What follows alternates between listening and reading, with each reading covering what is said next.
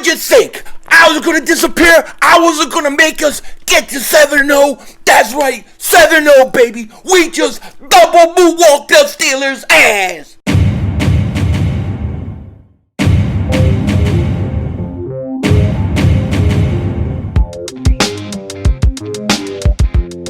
Dallas still stinks. The way can't take back here, and what could you say? 7-0. Here we are, 7-0, as the Philadelphia Eagles dominate the Pittsburgh Steelers 35-13, and all I gotta say is Swole Batman went off. Jalen Hurts went off, and the Eagles are now sitting at 7-0. Now, before we get into it, if you're new to the channel, make sure you hit that like button. More importantly, make sure you subscribe for daily Eagles content, NFL content, and usually Eagles live streams when we're not in jail. And if you've been subscribed for a while, just double moonwalk check. Make sure you're still subscribed. So, before I start this video, let me first say this. I gotta thank everybody. Everybody who's been putting the, pound or hashtag, if you guys call it that, Free Philly 500 all over the place today. I've seen it all over on Twitter. I've seen it on YouTube, and I really appreciate it. Believe it or not, it makes a big difference. By doing that and tweeting at YouTube, what you guys basically did was, because I have a copyright strike from the Phillies game, which was, in my opinion, undeserved. You guys, what you did by doing that, basically, you allowed YouTube, or what YouTube has done since you guys started doing that, was they have taken my the rejection for the appeal that I put out there, and they basically said, disregard our rejection of your appeal. We forwarded it to the MLB, and we're going to wait and see why they flagged your channel. And I'm hoping and I think it will get overturned, because I don't think there was any justification. But that's only because you guys posted the free Philly 500, pound free Philly 500. So thank you so much. Now, I'll talk more about that later in the cigar video. We got a victory cigar video coming today. But in the meantime, I got to talk about this game. Got to talk about what I've seen, because there's a lot going on with this game. First of all, this was such a hard game to sit around and not stream it and just wander around and pace back and forth. I was even folding clothes. Like, I was going nuts. It was really hard not streaming today, I got to tell you. But at the end of the day, what we care about, what we need, what we want is a win. And that's what we got. We are 7-0, and we really dominated the Pittsburgh Steelers from the get-go. Let's look at some of these stats, right? Jalen Hurts today, 19-28, 285 yards, and 4 touchdowns. Absolutely tremendous. And if you look at the passes, some of those touchdown passes to A.J. Brown, they were in double coverage, pinpoint accuracy. I thought Jalen Hurts was absolutely tremendous. Miles Sanders, 9 carries, 78 yards, and a touchdown. He averaged 8.7 yards a carry. You could have given him the ball much more. Here's the big one. A.J. Brown, Swole Batman, went off. Six receptions, 156 yards, and 3 touchdowns. What a game by A.J. Brown. He could at least had 4 or 5 touchdowns, really. There was one that got dropped, and then I thought he was going to score on his last catch, where he catches over the middle, cuts back the other way, and gets down to about the 10. I thought he was going to score, but A.J. Brown went off. He is worth every penny, every cent, everything you possibly could need or want from a wide receiver. He gives you exactly that. Dallas Goedert, 6 catches, 64 yards. Zach Pascal, 2 catches, 57 yards, and a touchdown. Zach Pascal with a touchdown. That is more than Jalen Reagor is going to give you. Devontae Smith, 5 catches, only 23 yards. One play, he lost like 10, 12 yards. Still had 5 catches. And basically, really, when you look at it offensively, they pulled their starters in the fourth quarter with a lot of time left, So, just a great game, Sack-wise today, you had Chauncey Gardner-Johnson with a sack on one of the few times that they blitzed, which you needed to do. Hargrave, 2 sacks. Marlon Tuipulotu, I can never say his name. He had a sack. Hassan Reddick, a sack. Milton Williams, a sack. And Robert Quinn, when he got out there, especially in the second half, he got close a couple times. He is going to make an impact on this team. He just needs some help.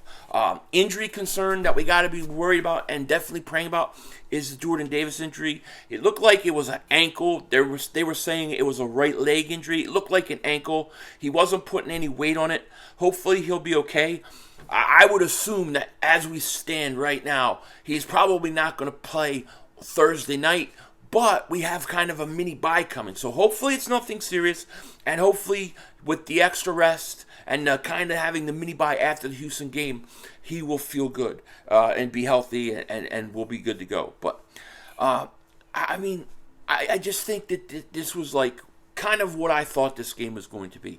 Two teams who are in totally different places, right? The Philadelphia Eagles are Super Bowl contenders right now. Everything is going great.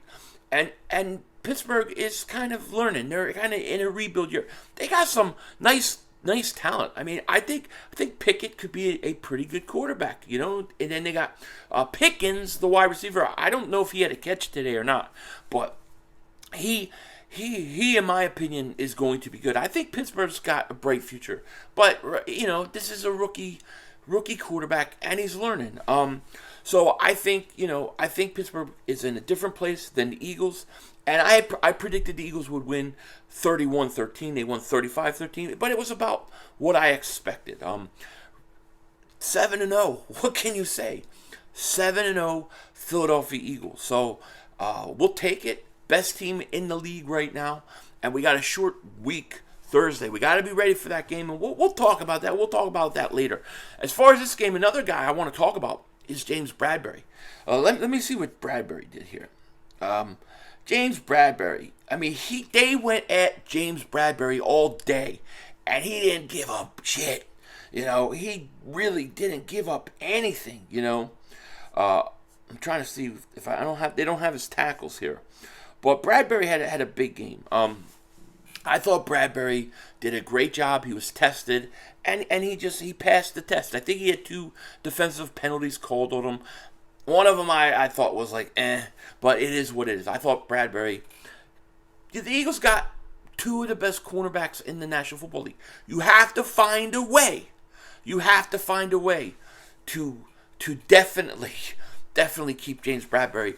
As far as I'm concerned, the Giants must hate that they let that guy go, man, because he would have made that defense even that much better. But really, the Eagles pretty much, especially in the passing game, they were able to move the ball through the air. They went deep today. We hadn't seen it in a few weeks. They went deep several times. Like I said, A.J. Brown.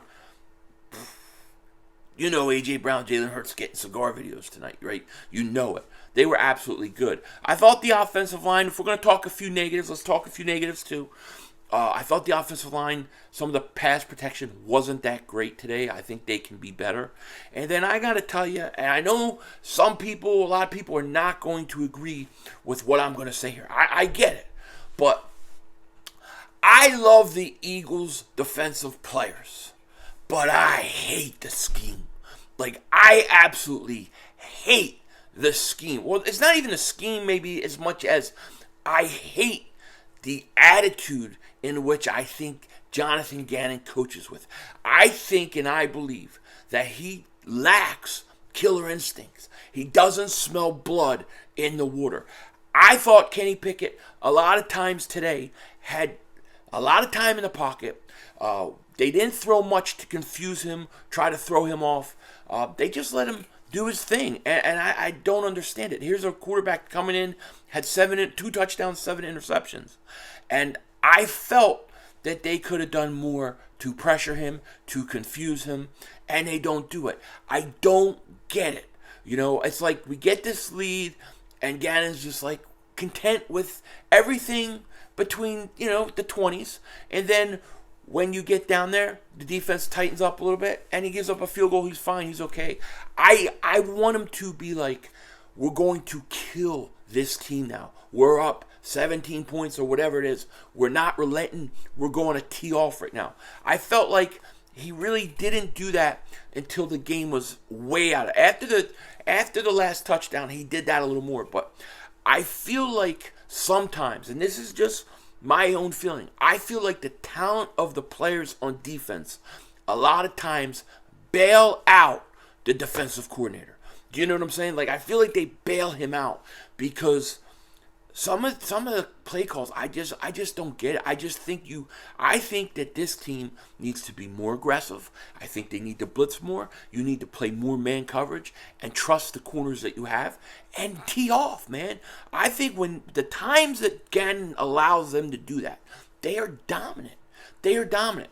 But there's too many times where he's content rushing only 4. He's dropping everybody back. There are no stunts. There's nothing to confuse the quarterback. This is a rookie quarterback, okay? Jim Johnson, Buddy Ryan. I remember those guys going up against rookie quarterbacks. It was always hard for a young quarterback because they would bring so much stuff and so many blitzes from different places, just things that a rookie hasn't seen before, that it would confuse him, and the processing isn't there yet to know what to do. And they would take advantage of it. I feel like Jonathan Gannon at times is too easy on rookie quarterbacks. So I want to see him get a little more aggressive. I want to see a little more killer instinct. Know when there's blood in the water. Know when you have a team on the ropes and finish them. Okay, I felt like when the Eagles had the Steelers down at the 1-yard line and Steelers go all the way down on that drive, I think they kicked a field goal out of it. But when they go all the way down from the 1-yard line, I don't think that's acceptable at that point in the game. When they're at the 1-yard line, you got to go. You got to tee off on this kid, and you got to do something and end it right there. That's just my thoughts. But I don't want to complain too much. I just want to put a couple things I think that need to be worked on along with all the good things. The other thing that I thought was really, really good today that I have to say is they scored points in the second half. Offensively, they didn't let the foot off the gas. Offensively, they kept coming. They scored points and they moved the ball in the second half. That's a really good sign. Now, if the defense can just get up to speed, I think we're going to be just fine, 100%. Thanks again for all of you guys' support through this tough game today, this tough day. But I appreciate you guys, and we'll be back stronger than ever. Hopefully Thursday, victory cigar when it gets dark outside. And I'm just going to enjoy it. I'm going to sit back. Hopefully the Giants will lose, and everything will be good. With that said, take care. Talk to you later. Of course, don't be a dingbat.